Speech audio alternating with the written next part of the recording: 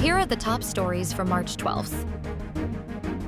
The bill granting President Marcos the authority to temporarily suspend or reduce excise tax on fuel products, easily the most sought-after measure in Congress in light of the raging conflict in the Middle East, was approved on second reading on Wednesday night, March 11th. Gaining penultimate passage in the 300-plus strong House of Representatives via simple voice vote was House Bill number 8418.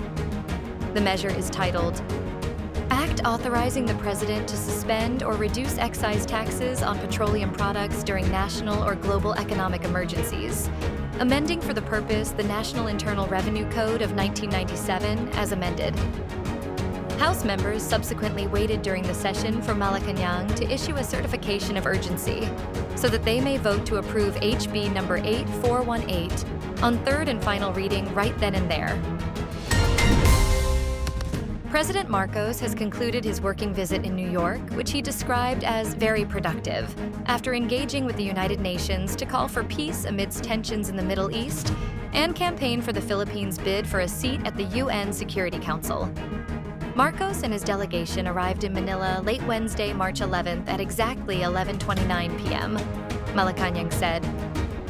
In his arrival statement released by the Presidential Communications Office on Thursday morning, the president said his engagements in the UN complement the administration's efforts to bolster the country's bilateral relations with countries around the world. Iran's top diplomat in Manila said Thursday, March 12th, that Tehran respects the territorial integrity and political independence of its neighboring nations, amid fears of nationals from other countries, such as the Philippines, of being dragged into the conflict.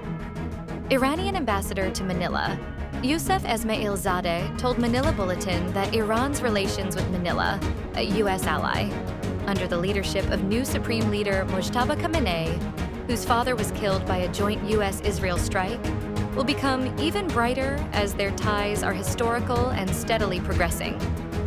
He also said that Iran and all the countries in the region have historically lived together in complete peace and security for thousands of years. But the United States and Israel are the only players that have endangered the peace and security of the region. President Marcos has certified as urgent a bill authorizing the president to suspend or reduce excise taxes on petroleum products during national or global economic emergencies. In a letter dated March 12th addressed to House Speaker Faustino D. III, Marcos said the immediate enactment of House Bill number 8418 is necessary to allow the government to respond quickly to extraordinary volatility in global fuel prices. The measure seeks to authorize the president to suspend or reduce excise taxes on petroleum products during periods of severe economic disruption. According to the certification, the proposed law aims to help stabilize domestic fuel prices and enable the government to respond promptly to fluctuations in global oil markets. Rains and cooler temperatures continue to affect Northern Luzon as the northeast monsoon prevails, while the tropical storm outside the country's area of responsibility has weakened into a tropical depression. The Philippine Atmospheric, Geophysical, and Astronomical Services Administration reported on Thursday, March 12th. Pagasa weather specialist Loriedin de la Cruz Galicia said the northeast monsoon, locally known as Amihan, is also causing slightly lower temperatures compared to previous days. She said the cooler weather may persist in the coming days, especially in northern and central Luzon and in upland areas.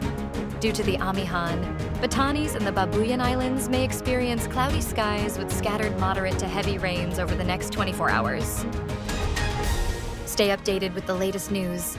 Visit our website at www.mb.com.ph or follow us on social media. Thanks for tuning in to the Manila Bulletin Daily Rundown.